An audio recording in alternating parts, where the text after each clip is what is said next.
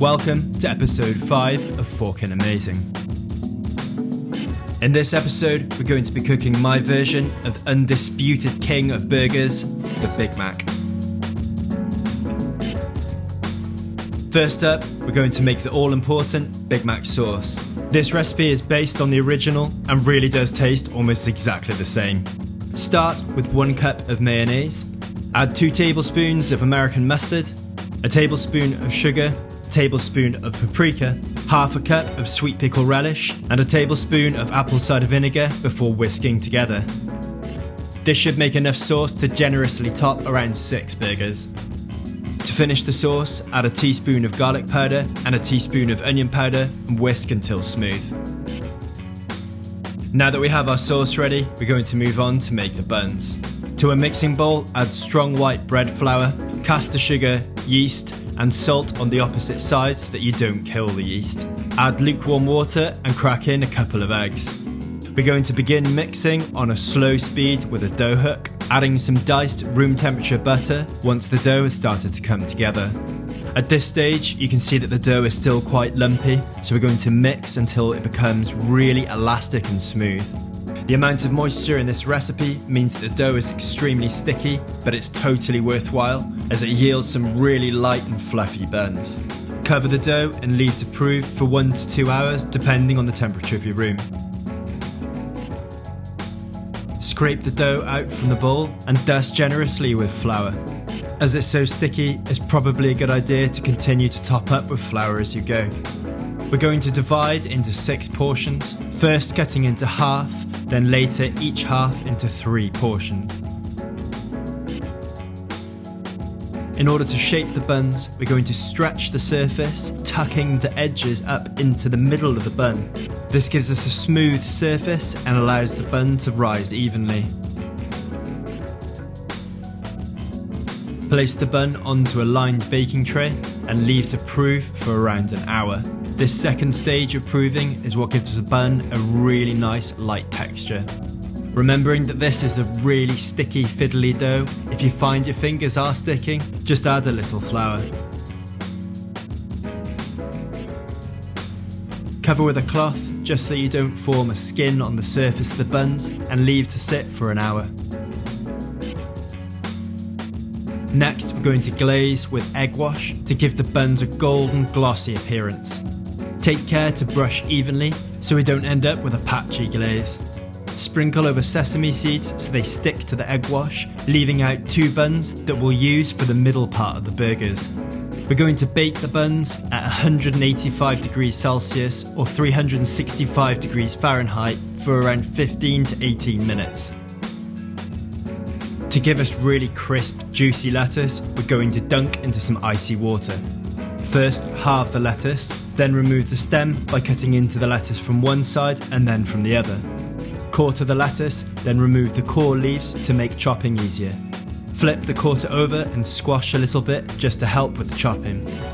For a Big Mac, we want to shred the lettuce pretty finely. Once it's sat in the icy water for around 10 minutes, we're going to pull out the lettuce and shake off any excess water. For a great balance of juiciness, immense beef flavour and tender burger patties, I've gone with a combination of feather blade and short rib. These short ribs are still on the bone, so I'm going to have to cut them away. First, cut the feather blade down into roughly 2 by 1 inch chunks. This is so that we can easily feed the pieces into the mincer.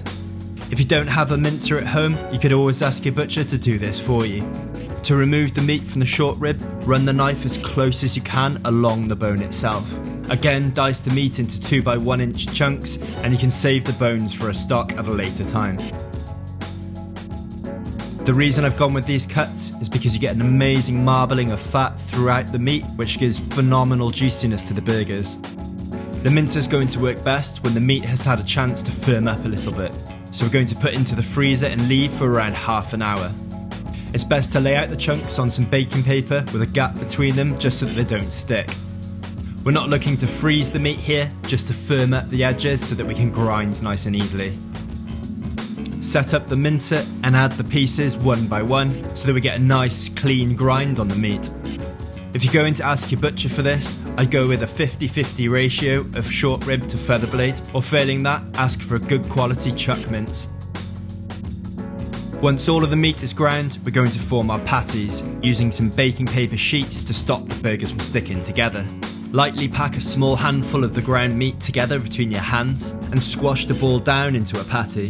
These patties are weighing around 75 to 80 grams or 2.5 to 3 ounces. Don't worry too much about smoothing out all of the cracks, as these are going to form some really nice crispy edges when they're cooked. They can now be stored in the fridge until we're ready to use them.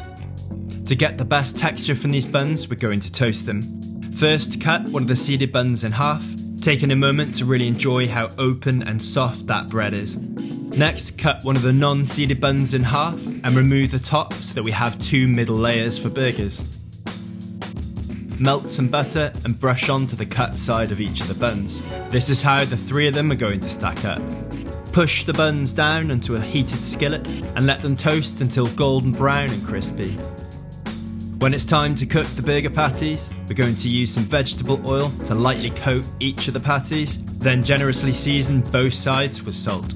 It's always best to season right before cooking, or you'll end up with a tighter, more sausage-like texture. Add some freshly ground black pepper and we're ready to cook. I prefer to use a cast iron skillet and to cook over fire. Make sure the skillet is nice and hot before cooking, as we're looking to really well brown the meat here. For me, a flash over the fire elevates the burger to the next level. You don't want to overcook the meat, so as soon as you get the colour and texture after, pull off of the fire. As soon as they're cooked, top one of the patties with a slice of cheese and leave to melt a little while we prepare our bun. Add a dollop of BigMac sauce to the bottom of the bun and sprinkle with some finely diced onion and finely diced pickles. Gently form a ball of the iceberg lettuce between your hands and carefully place on top. Add the patty with cheese side down, and top with a middle layer of bun. Add another generous dollop of BigMac sauce and sprinkle over more of the diced onion and diced pickles. Add some more lettuce and top with the second burger patty. Finally, spread some sauce onto the top part of the bun and set on top to finish the burger. And that is a forking amazing Big Mac. If you'd like to see the full recipe, check the description below or head over to the website. Don't be shy with the subscribe button, and see you next time.